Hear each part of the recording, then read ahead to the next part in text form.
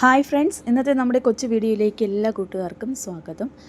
ഇന്ന് ഞാൻ വന്നിട്ടുള്ളത് പഞ്ചസാരയും ശർക്കരയും ഒന്നും ചേർക്കാതെ വളരെ ഹെൽത്തിയായ രീതിയിൽ തയ്യാറാക്കിയെടുക്കുന്ന ഒരു സമ്മർ ഡ്രിങ്കിൻ്റെ റെസിപ്പിയുമായിട്ടാണ്.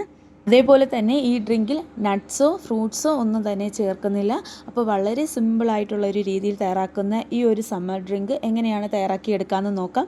അപ്പോൾ വീഡിയോ സ്കിപ്പ് ചെയ്യാതെ മുഴുവനായി കാണണം. വീഡിയോ ഇഷ്ടമാകുമെങ്കിൽ വീഡിയോ ലൈക്ക് ചെയ്ത് നിങ്ങളുടെ ഫ്രണ്ട്സിനും ഫാമിലിക്കൊക്കെ ഷെയർ ചെയ്ത് കൊടുക്കണം. അപ്പോൾ ഈ ഡ്രിങ്ക് തയ്യാറാക്കുന്നതിനായി ഒരു പാൻ അടുപ്പത്തേക്ക് വയ്ക്കാം.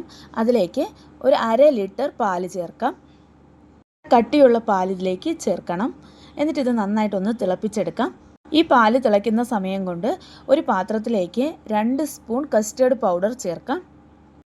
ഈ കസ്റ്റേർഡ് പൗഡറിന് പകരം നമ്മുടെ വീട്ടിലുള്ള അരിപ്പൊടിയോ അല്ലെങ്കിൽ കോൺഫ്ലവറോ ചേർക്കാവുന്നതാണ്. ഇപ്പോൾ ഞാൻ എടുത്തിട്ടുള്ളത് എല്ലാവർക്കും സുലഭമായി ലഭിക്കുന്ന വാനില കസ്റ്റേർഡ് പൗഡറാണ് എടുത്തിട്ടുള്ളത്. ഇനി ഈ കസ്റ്റേർഡ് പൗഡറിലേക്ക് 1/2 കപ്പ് പാല് ചേർത്ത് നന്നായിട്ട് മിക്സ് ചെയ്യാം. കട്ടകളൊന്നും ഇല്ലാതെ നന്നായിട്ട് മിക്സ് ചെയ്തെടുക്കാം. ഈ സമയം കൊണ്ട് നമ്മൾ തിളപ്പിക്കാൻ വെച്ചിരുന്ന പാല് നന്നായി തിളച്ചിട്ടുണ്ട്. ഒരു തവി കൊണ്ട് നന്നായിട്ടൊന്ന് മിക്സ് ചെയ്ത് കൊടുക്കാം. അതിനുശേഷം നമ്മൾ മിക്സ് ചെയ്ത് വെച്ചിട്ടുള്ള കസ്റ്റേർഡ് മിൽക്ക് ഇതിലേക്ക് ചേർത്ത് കൊടുക്കാം. ഒരു സ്പൂൺ കൊണ്ട് നന്നായിട്ടൊന്ന് മിക്സ് ചെയ്തതിന് ശേഷം ഇതിലേക്ക് ചേർക്കാം. കാരണം പാത്രത്തിൻ്റെ അടിയിലേക്ക് ആ കസ്റ്റേർഡ് പൗഡർ തങ്ങി നിൽക്കാൻ സാധ്യതയുണ്ട്. അതുകൊണ്ട് നന്നായിട്ടൊന്ന് മിക്സ് ചെയ്തിട്ട് ഇതിലേക്ക് ചേർത്ത് കൊടുക്കണം. എന്നിട്ടിത് നന്നായിട്ടൊന്ന് ഇളക്കി കൊടുക്കാം. 1 മിനിറ്റ് നന്നായിട്ടൊന്ന് തിളപ്പിച്ചെടുക്കാം. ഇത് കുറുക്കിയെടുക്കേണ്ട ആവശ്യമില്ല. കാരണം ഇത് നമ്മൾ കുടിക്കാൻ പാകത്തിനാണ് തയ്യാറാക്കിയെടുക്കുന്നത്. അതുകൊണ്ട് ഒത്തിരി നേരം തിളപ്പിക്കേണ്ട. കുറച്ചൊന്ന് തിളപ്പിച്ചതിന് ശേഷം സ്റ്റവിൻ്റെ ഫ്ലെയിം ഓഫ് ചെയ്യാം. ഓഫ് ചെയ്തതിന് ശേഷം ഒന്നുകൂടി നന്നായിട്ടൊന്ന് ഇളക്കി കൊടുക്കാം. ഇനി നമുക്ക് മറ്റൊരു പാത്രത്തിലേക്ക് ഇത് മാറ്റാം. എന്നിട്ടിത് തണുപ്പിക്കാനായി അല്പനേരം മാറ്റി വയ്ക്കാം. അപ്പോൾ ഇത് തണുത്ത് വരുന്ന സമയം കൊണ്ട് ഇതിലേക്ക് ചേർക്കാനുള്ള മറ്റ് ഇൻഗ്രീഡിയൻസ് ഒക്കെ തയ്യാറാക്കിയെടുക്കാം.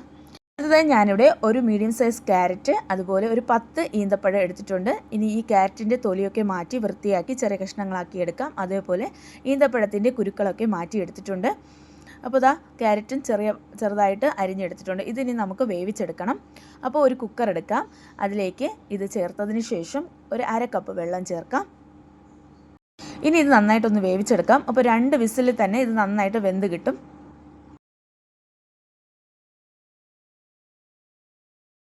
ഇപ്പോൾ 2 വിസിൽ അടിച്ചതിന് ശേഷം പ്രഷറൊക്കെ മാറിയിട്ടുണ്ട്. ഇപ്പോൾ കുക്കർ തുറന്ന് നോക്കാം. ഇപ്പോൾ ഇതാ നന്നായിട്ട് വെന്ത് കിട്ടിയിട്ടുണ്ട്. ഇനി ഇത് അല്പനേരം ഒന്ന് തണുപ്പിക്കാനായിട്ട് വയ്ക്കാം.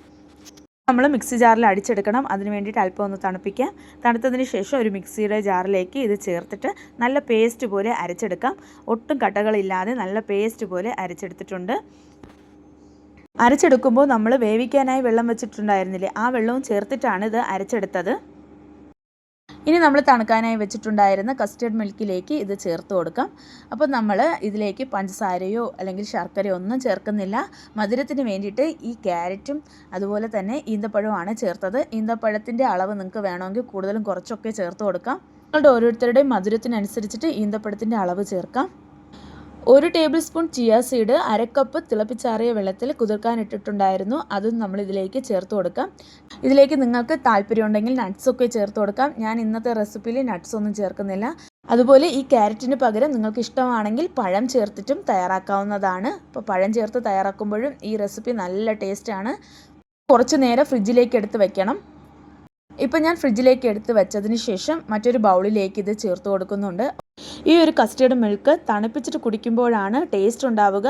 അപ്പോൾ ഉറപ്പായിട്ട് നിങ്ങൾ തണുപ്പിച്ചിട്ട് വേണം, കുറച്ച് നേരം ഫ്രിഡ്ജിൽ വെച്ചിട്ട് വേണം ഇത് കുടിക്കാൻ. നന്നായിട്ട് തണുത്ത ഈ കസ്റ്റേർഡ് മിൽക്കിലേക്ക് ഞാൻ കുറച്ച് ഐസ് ക്യൂബും കൂടി ഇട്ട് കൊടുക്കുന്നുണ്ട്. നല്ല തണുപ്പോടെ കുടിക്കുമ്പോൾ ഈ കൊടും ചൂടിന് നമുക്ക് നല്ലൊരു ആശ്വാസം തോന്നും. അപ്പോൾ ഇതാ നമ്മുടെ കസ്റ്റേർഡ് മിൽക്ക് ഇവിടെ റെഡി ആയിട്ടുണ്ട്. വളരെ എളുപ്പത്തിൽ വളരെ സിമ്പിളായിട്ട് ഒരുപാട് ചേരുവകളൊന്നും ഇല്ലാതെ തന്നെ നമുക്ക് ചെയ്തെടുക്കാൻ പറ്റിയ നല്ല ടേസ്റ്റി ആയിട്ടുള്ള ഒരു സമ്മർ ഡ്രിങ്കാണിത്. കസ്റ്റേർഡ് പൗഡറിന് പകരം നമ്മുടെ വീട്ടിലുള്ള അരിപ്പൊടിയോ അല്ലെങ്കിൽ കോൺഫ്ലവറോ ഇതിലേക്ക് ചേർക്കാം. കോൺഫ്ലവറും അരിപ്പൊടിയൊക്കെ ചേർക്കുമ്പോൾ ഫ്ലേവറിന് വേണ്ടിയിട്ട് ഏലക്കയുടെ പൊടി ചേർത്ത് തയ്യാറാക്കാം. ഇനി നമുക്ക് ഗ്ലാസ്സിലേക്ക് സെർവ് ചെയ്തൊഴിക്കാം. വളരെ സിമ്പിളായിട്ട് തയ്യാറാക്കാൻ പറ്റിയ ഒരു സമ്മർ ഡ്രിങ്കാണ്. നമ്മുടെ വീട്ടിലുള്ള ചേരുവകൾ വെച്ചിട്ട് വളരെ എളുപ്പത്തിൽ തയ്യാറാക്കാം.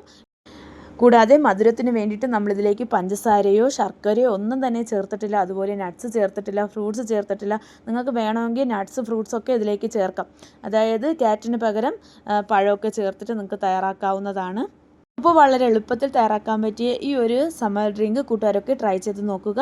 ട്രൈ ചെയ്ത് നോക്കിയിട്ട് നിങ്ങളുടെ വിലയേറിയ അഭിപ്രായങ്ങൾ കമൻറ്റ് ബോക്സിൽ വന്ന് അറിയിക്കുകയും ചെയ്യണം. ഈ വീഡിയോ ഇഷ്ടമായെങ്കിലും നമ്മുടെ കമൻറ്റ് ബോക്സിൽ വന്ന് അറിയിക്കണം.